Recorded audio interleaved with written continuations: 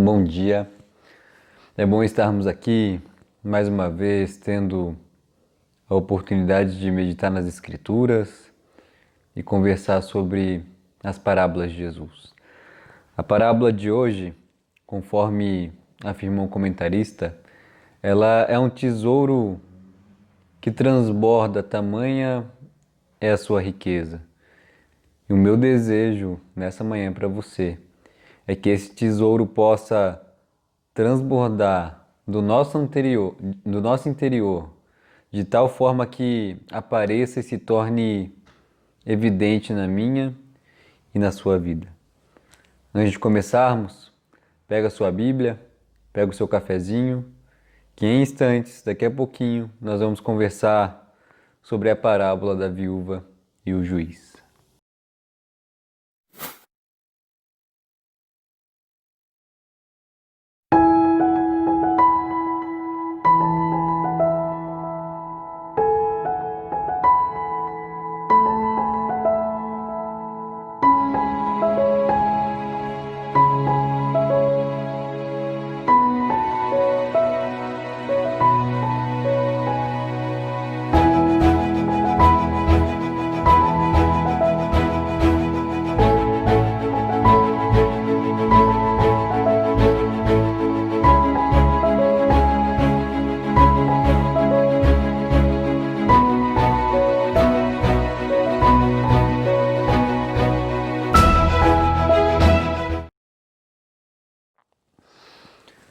Nós vamos perceber na leitura da parábola de hoje que o seu estilo literário, ela é uma comparação chamada de mais leve para o mais pesado.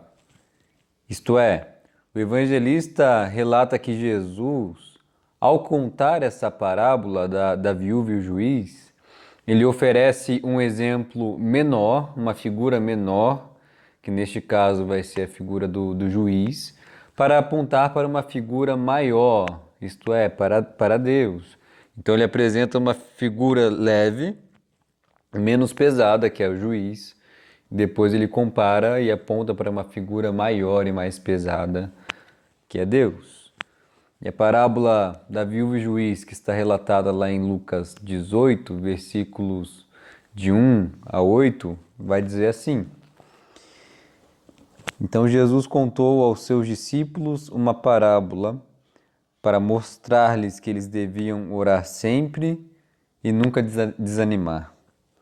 Ele disse: Em certa cidade havia um juiz que não temia a Deus, nem se importava com os homens. E havia naquela cidade uma viúva que se dirigia continuamente a ele, suplicando-lhe: Faze-me justiça contra o meu adversário. Por algum tempo ele se recusou, mas finalmente disse a si mesmo: Embora eu não tema a Deus e nem me importe com os homens, esta viúva está me aborrecendo. Vou fazer-lhe justiça para que ela não venha mais me importunar. E o Senhor continuou: Ouçam o que diz o juiz injusto. Acaso Deus não fará justiça aos seus escolhidos que clamam a Ele dia e noite? Continuará fazendo esperar? Eu lhes digo, Ele lhes fará justiça e depressa. Contudo, quando o Filho do Homem vier, Ele encontrará fé na terra? Como temos visto nas últimas semanas, o contexto de uma parábola e a motivação de Jesus contar determinada parábola é fundamental para interpretá-las, para interpretar essas histórias que Jesus conta. E neste caso, no caso da parábola da viúva e do juiz, a motivação de Jesus ao contar essa parábola está relatada logo no versículo 1. Jesus ele se dirige aos seus discípulos e conta uma parábola com o objetivo de mostrar a eles que eles deviam orar sempre e nunca desanimar. O objetivo dessa parábola, então, é para que sejamos motivados a orar sempre e nunca desanimar. É isso que a parábola tem que gerar em nós. No final desse diálogo, no final dessa conversa, o objetivo final é que nós estejamos motivados a orar sempre e nunca desanimar. E talvez uma coisa que nos ajude a sermos motivados nesta manhã é nos lembrar que essas palavras foram proferidas da boca do próprio Jesus, da boca daquele que voluntariamente nos amou e se entregou por nós, o Deus encarnado que deseja que a gente ore com constância e não desanime ao longo do caminho, aquele que deseja que nós busquemos o Pai com perseverança. E por isso meu desejo essa manhã para nós, ao longo da nossa conversa, é que o Espírito Santo possa agir em nossos corações, para que sejamos tocados pelas palavras do próprio Senhor Jesus e assim sentirmos os efeitos da história que Ele conta na nossa vida. Orar sempre e nunca desanimar. Que isso seja gerado em nós essa manhã. Então vamos para a nossa história. Jesus inicia a história apresentando o primeiro personagem, um juiz. E a característica desse juiz é apontada no versículo 2. Ele não temia a Deus e nem se importava com os homens. Essa é a característica desse juiz. É importante essa característica para o contraste que Jesus vai fazer mais na frente, naquela comparação do mais leve para o mais pesado. Então nós vemos um homem que não temia a Deus e nem se importava com os homens. É a figura de um homem que não se importa com nada além de si mesmo, além dos seus interesses. Um homem egocêntrico. As pessoas poderiam apelar para Deus que ele não se comoveria. Um homem tão centrado em si mesmo que se tornou cego, ignorando a existência de Deus. Não é surpresa que esse homem que despreza Deus, ele não se importava com os homens. Algumas traduções nos sugerem que a expressão não se importava com os homens pode ser traduzida também como não se envergonhava diante dos homens. E essa questão da vergonha, a gente já ressaltou isso em algumas parábolas anteriores, é algo de muito peso para os orientais. É algo relacionado com a honra, com a dignidade de alguém. E isso tem muito peso para eles, essa questão da reputação, do reconhecimento, de como as pessoas os enxergam. Mas o texto fala que esse homem não teme a Deus e, além disso, ele não se envergonha. Não se envergonha de nada. É um juiz, um homem sem honra e dignidade alguma. Ele não se envergonha dos homens testemunharem a maldade dos seus atos. Ele não fica constrangido ao perceber o seu erro. As pessoas poderiam, pensando que ele era um juiz, poderiam apelar para a sua consciência, podiam apelar para a sua dignidade, podiam apelar para o seu senso ético a fim de que ele exercesse justiça, mas todos esses apelos não fariam efeito algum nesse homem, porque ele não se envergonhava, ele não se importava com o que as pessoas pensavam. Na linguagem popular, ele está pouco se lixando para o que as pessoas pensam dele. Nós vemos então um juiz que rejeita aquele que é justo e um juiz que não se importa com a justiça. Esse é o primeiro personagem, essa é a primeira figura que Jesus apresenta na sua história. Na sequência, Jesus apresenta um segundo personagem, uma viúva. Uma viúva que, segundo o texto, se dirige continuamente a esse juiz suplicando por justiça. Ela se apresenta constantemente em sua presença, suplicando para que esse juiz faça justiça contra o seu adversário. E à luz do Antigo Testamento, a viúva é símbolo dos inocentes, dos impotentes, dos oprimidos, daqueles que eram desamparados. E quando nós vamos ver, por exemplo, o livro do profeta Isaías, nós descobrimos que era o direito da viúva ter a sua causa defendida. Veja o que diz Isaías 1, versículo 17. Lutem pelo direito dos órfãos, defendam a causa da viúva. Isso é constantemente defendido e apontado pela lei e pelos profetas. Essa é uma das maiores denúncias contra o povo de Israel, que desampararam os órfãos e não defenderam a causa das viúvas.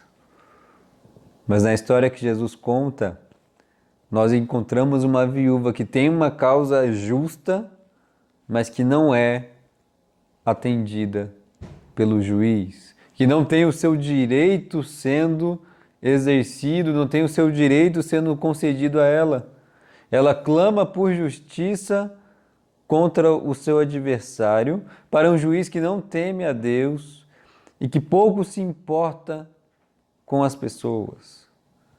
Muito provavelmente a causa dessa viúva envolvia algum tipo de dívida, envolvia alguma promessa ou herança que estava sendo negada a ela. Pensando na realidade da viúva, de extrema pobreza, essa causa poderia significar a sua sobrevivência. Afinal, ela não tinha nada, ela não tinha ninguém, num contexto onde a mulher, sem a presença de um homem para sustentar a casa, ela não era nada. E essa causa que ela apresenta diante do juiz poderia lhe conceder condições financeiras para continuar vivendo. Ela dependia disso para sobreviver. E por isso nós entendemos o motivo pelo qual ela procura esse juiz tão insistentemente. Ela estava desesperada, porque essa causa possibilitava condições financeiras mínimas para ela continuar vivendo, para ela ter o que comer, para ela ter onde morar.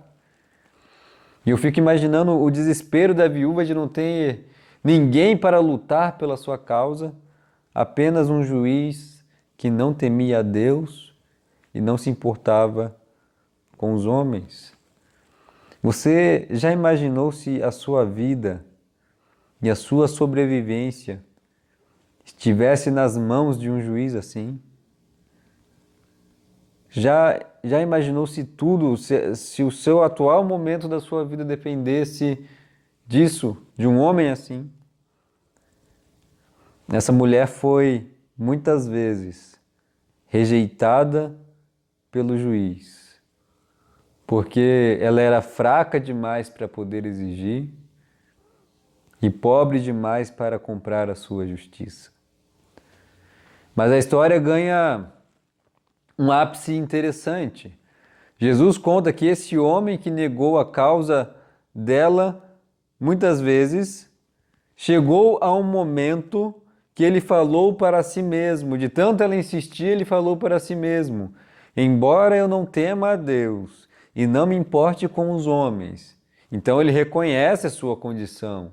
Ele sabe que ele só se importa consigo mesmo. Então, embora eu não tema a Deus e não me importe com os homens, esta viúva está me aborrecendo. Vou fazer-lhe justiça para que ela pare de me importunar. Em outras palavras, ele atende a viúva para ela parar de encher o saco, para ela parar de dar dor de cabeça para ele. Esse é o motivo pelo qual ele faz justiça para ela.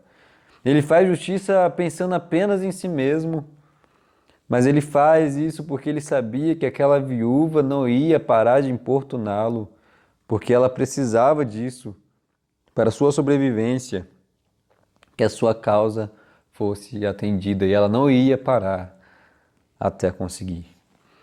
É interessante que quando nós acessamos a história, nós encontramos alguns documentos históricos que contam histórias similares a essas, de mulheres que iam ao fórum para buscar justiça, no ambiente em que isso era feito, a justiça para aqueles que tinham condições financeiras para pagar, para aqueles que pagavam propina. Quem pagava tinha preferência. Mas alguns documentos contam que essas mulheres faziam tanto barulho, tanta gritaria, que elas tinham a sua causa defendida, para que elas parassem de perturbar o ambiente. A partir disso, desse exemplo mais leve, Jesus faz a aplicação e aponta para o mais pesado. Jesus então aponta para Deus. Vejam o exemplo do juiz. É como se Jesus dissesse: vejam o exemplo do juiz que, mesmo não temendo a Deus e não se importando com os homens, fez justiça. Ele continua: acaso Deus não fará justiça aos seus escolhidos que clamam a Ele dia e noite? Continuará fazendo-os esperar? Eu lhes digo, é óbvio que Ele lhes fará justiça, Ele fará isso depressa. Porque se um juiz que não tem dignidade alguma atendeu a causa de uma viúva, mesmo sem ter compaixão dela, quanto mais Deus que tem compaixão de nós, daqueles que creem, certamente fará justiça e responderá às nossas causas justamente. Esse é o objetivo de Jesus ao fazer essa comparação. Se um juiz que não se importava com Deus, não se importava com os homens, muito menos se importava com aquela viúva, conseguiu fazer justiça, quanto mais Deus que é justo e nos ama, Ele fará justiça, Ele responderá às nossas causas, justamente e com pressa. Mas existe um aspecto curioso no versículo 7. A frase continuará fazendo-os esperar, ela pode ser interpretada de duas formas. E a primeira interpretação é essa mesmo que a tradução nos apresenta. Embora Deus pareça demorar em nos fazer justiça e responder nossa oração, Ele certamente vai fazer isso e espera que, assim como a viúva, nós persistamos na oração. Embora Ele pareça demorado em nos fazer justiça, Ele certamente vai fazer e Ele espera que a gente persevere em oração como a viúva. Essa é a interpretação que nós enxergamos à luz da tradução. Mas existe uma outra interpretação. A palavra utilizada aqui para fazer esperar significa também no original, no grego, afastar a ira. Outros textos das Escrituras utilizam essa palavra dessa forma, afastar a ira. Por exemplo, no texto de 1 Timóteo, capítulo 1, versículo 16, quando o apóstolo Paulo fala de sua experiência, ele diz o seguinte: eu alcancei misericórdia para que em mim, o pior dos pecadores, Cristo Jesus demonstrasse toda a grandeza da sua paciência. E aqui está a palavra. A grandeza da paciência significa o afastar da ira de Deus. A grandeza da sua paciência significa que ele é demorado em irar-se e aplicar a ira a nós. Aí o apóstolo Paulo continua: para que Cristo Jesus demonstrasse toda a grandeza da sua paciência, usando-me como um exemplo para aqueles que haveriam de crer para a vida eterna. Outro texto, Romanos 9, 22, utiliza essa mesma palavra com esse significado, afastar-se da ira.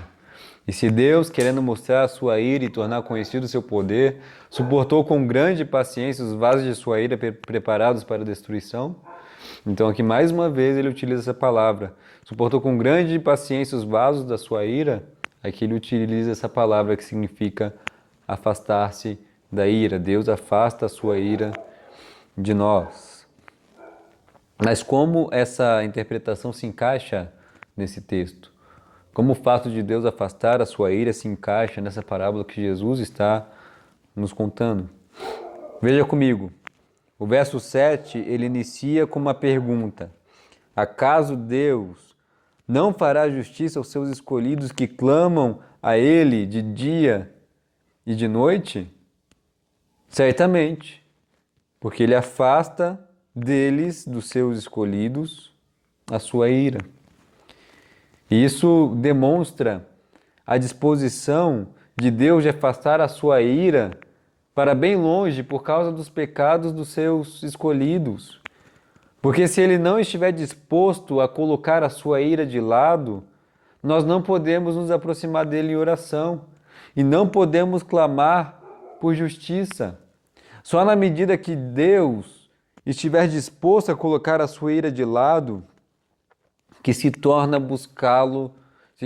possível buscá-lo de dia e de noite. É nesse sentido que essa interpretação cabe nesse texto. Acaso Deus não fará justiça? Certamente Ele vai fazer, porque Ele afasta dos seus escolhidos a sua ira, possibilitando que eles o busquem de dia e de noite. Como diz o teólogo alemão Horst, ao comentar esse texto, ele diz o seguinte: essa demora em irar-se de Deus é o intervalo necessário de graça que deve acender a oração que move montanhas. Na demora em irar-se de Deus, há agora a possibilidade da existência de crentes diante de Deus, na confiança que eles podem clamar a sua justiça e a sua graça. Então essas são as duas interpretações possíveis. A primeira é que Deus ele parece se demorar em fazer justiça, que é o termo continuará fazendo-nos esperar, ou essa interpretação de ele afasta a sua ira dos seus escolhidos, daqueles que creem em Jesus, e por isso eles podem buscar a Deus de dia e de noite. Mas a gente poderia se perguntar então como Deus afasta de nós a sua ira para que possamos clamar a Ele de dia e de noite. A única forma, a única possibilidade dele fazer isso, o único jeito, foi afastando o seu Filho amado Jesus. A única forma dele afastar a sua ira de nós é que ele teve que afastar o seu Filho amado Jesus Cristo, ele teve que colocar a sua ira em outra pessoa, e ele escolheu colocar a sua ira no seu Filho amado Jesus. Porque sim, nós nos rebelamos contra Deus, nós fizemos e fazemos continuamente aquilo que é mal. E a ira de um Deus infinitamente bondoso e puro que repudia o mal estava sobre nós.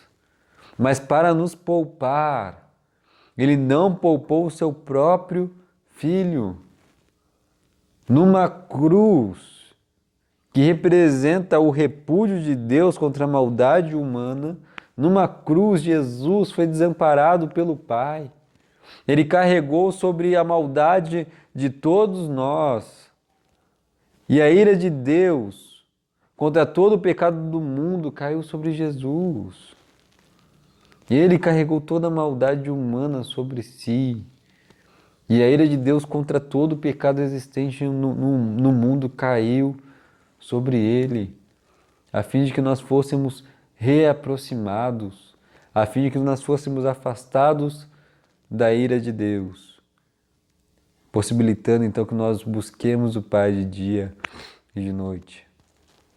Como disse o apóstolo Paulo em Efésios, capítulo 2, versículos de 13 a 18, mas agora, em Cristo Jesus, vocês que antes estavam longe, foram aproximados mediante o sangue de Cristo, pois Ele é a nossa paz, o qual de ambos fez um, e destruiu a barreira, o muro de inimizade que existia entre nós e Deus.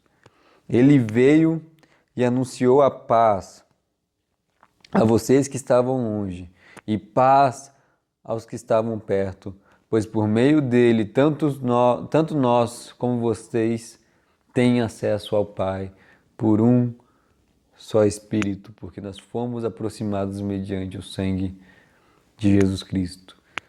Então nós podemos clamar de dia e de noite pelo Pai, porque um dia Jesus, numa cruz, ele clamou e não foi ouvido. E tudo isso ele fez a fim de nos reconciliar. Por que Ele fez isso por nós? A gente poderia se perguntar. Por que Ele sacrificou o próprio Filho para que nós fôssemos ser aproximados? O Salmo 103 revela de maneira bem objetiva isso quando diz que o Senhor é compassivo e misericordioso, Ele é muito paciente, cheio de amor, Ele não acusa sem cessar e nem fica ressentido para sempre, Ele não nos trata conforme os nossos pecados, nem nos retribui conforme as nossas iniquidades, porque como os céus se elevam sobre a terra, assim é grande o seu amor para com os que o temem, e como o Oriente está longe do Ocidente, assim Ele afasta para longe de nós as nossas transgressões. Ele fez isso porque, sendo cheio de amor, compaixão e misericórdia, Ele decidiu nos amar. Ele decidiu revelar o seu amor a nós e nos reaproximar dele. Agora, veja como fica a pergunta da parábola. Lá no versículo 7. Acaso Deus não fará justiça aos seus escolhidos que clamam a Ele de dia e de noite? Certamente. Ele afasta deles a sua ira.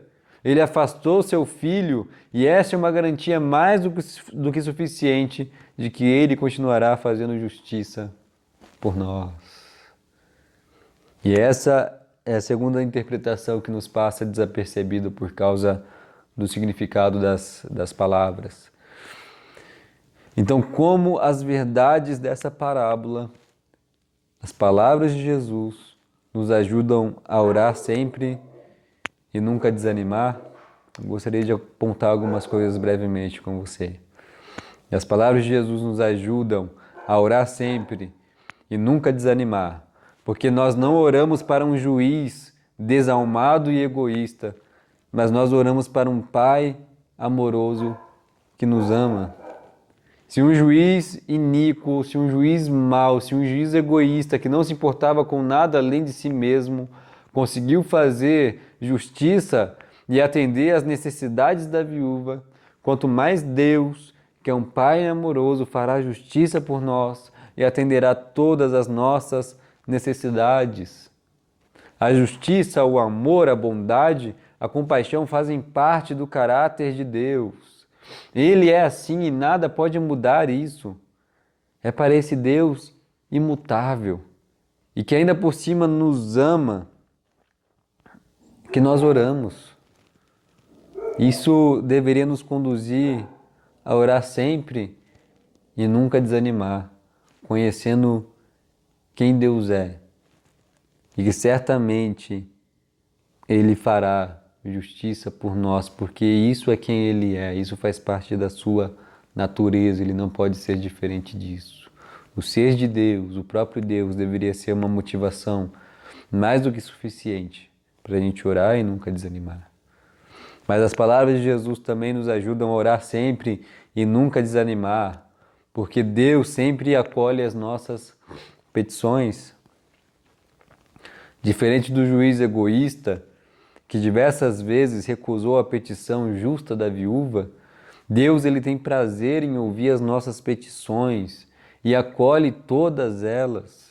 Ele não recusa nenhuma oração sequer. Nunca é em vão nos achegarmos a Deus, nunca é em vão nos achegarmos confiantes ao trono da graça para recebermos misericórdia e acharmos graça a fim de sermos socorridos em tempo oportuno, como diz a carta aos Hebreus. Isso deveria nos conduzir também a orar sempre sem desanimar, sabendo que Deus, Ele sempre acolhe e tem prazer em acolher as nossas orações e as nossas petições. Isso deveria ser uma motivação para a gente orar sempre e nunca desanimar. Mas também, ainda, as palavras de Jesus nos ajudam a orar sempre e nunca desanimar, porque, embora Deus pareça demorado em fazer justiça ou em responder às nossas orações, Ele já fez justiça em seu Filho amado Jesus, que é a garantia de que Ele continuará agindo em nosso favor. E eu não sei o que toma o seu coração de dia e de noite. Eu não sei a angústia que te leva a buscar Deus continuamente em oração. Às vezes Deus parece demorado em nos socorrer. Quem passou por um momento de grande angústia sabe o que isso significa. O desejo é que Deus age depressa. O desejo é que Ele responda instantaneamente, mas nem sempre é assim. E infelizmente eu não consigo apresentar para você uma resposta do porquê Ele demora para fazer certas coisas ou para responder as nossas orações. Talvez seja para desenvolver em nós um caráter paciente, um espírito de confiança e dependência. Talvez seja para desenvolver em nós maturidade. Independente das razões que só Deus conhece, o que deve me motivar a orar sempre e nunca desanimar, mesmo que a ação de Deus pareça demorada? O fato de que Ele afastou de nós a sua ira em Cristo Jesus e certamente continuará agindo em nosso favor. Como diz o apóstolo Paulo em Romanos 8,32, aquele que não poupou a seu próprio Filho, mas o entregou por todos nós, como não nos dará juntamente com Ele de graça todas as coisas? Se Ele chegou até o fim, entregando seu Filho, como Ele não continuará agindo em nosso favor? Isso, acima de todas as coisas, deveria nos conduzir a orar sempre e nunca desanimar. E por último, as palavras de Jesus nos ajudam a orar sempre e nunca desanimar, porque as palavras de Jesus nos apresentam um desafio. E o desafio está na conclusão dessa parábola. Contudo, quando o Filho do Homem vier, ele vai encontrar fé na terra? O desenvolvimento da parábola que Jesus conta nos mostra que Deus certamente vai fazer justiça e Ele vai fazer depressa. Essa justiça se manifesta na nossa história e nós podemos perceber isso através do cuidado de Deus na nossa vida, mas também essa justiça se apresenta na conclusão e no final da história do mundo, quando o Filho do Homem vai rasgar os céus e vai levar aqueles que creem juntamente com Ele. Essa é a justiça final da qual nós deveríamos nos apegar e ansiar. A vinda do reino que vem depressa deveria nos conduzir a orar sempre e nunca desanimar. Mas o desafio é, quando o Filho do Homem vier, ele vai encontrar fé na terra? Será que quando ele voltar, ele vai encontrar uma fé como dessa viúva? Ele encontrará essa postura de alguém que não tem nada e que só pode contar com Deus e esperar por Ele? Esse desafio de Jesus é estendido para nós e deve nos levar a sondar o nosso coração. Porque nós somos como essa viúva, nós não temos nada para oferecer e precisamos desesperadamente de Deus. Quando nós admitimos que somos como essa viúva e que precisamos desesperadamente de Deus, isso deveria nos conduzir a orar sempre e nunca desanimar, a fim de que quando o Filho do Homem rasgar os céus, seja encontrado esse tipo de fé em nós. A fé que confia e espera somente em Deus. Que o Espírito Santo possa tatuar essas palavras em nossos corações, a fim de que nós sejamos motivados, a partir das palavras que soam da boca do próprio Jesus, a orar sempre e nunca desanimar. Eu quero orar com você. Pai, nós nos achegamos com confiança diante do Senhor, porque o Cristo Jesus, sem hesitar, Ele morreu na cruz por nós, destruindo o muro da inimizade, possibilitando que nós nos acheguemos até o Senhor, podendo clamar ao Senhor. Pai, muito obrigado, Deus, porque um dia o Senhor nos alcançou, um dia a nossa história se tornou parte de uma história maior que o Senhor está escrevendo no mundo. E nós podemos conhecê-los, Deus, conhecer a sua justiça, a sua bondade, a sua compaixão, e que segurança isso nos traz, que privilégio a poder buscar ao Senhor e ter a plena convicção de que o Senhor é um Deus de perto, que acolhe, Deus, nossas orações, que se importa com a gente, e que certamente a luz do que o Senhor fez na cruz no seu Filho continuará agindo em nosso favor. Pai, que Teu Espírito Santo nos conduza sempre à Sua presença, a fim de que nossa fé espere e confie somente no Senhor. Faz isso com a gente. Em nome de Jesus. Amém. Que bom que estivemos juntos mais uma vez. E à noite tem mais. Nós vamos continuar conversando e louvando a Deus juntos. Nós esperamos você logo mais às 19 horas.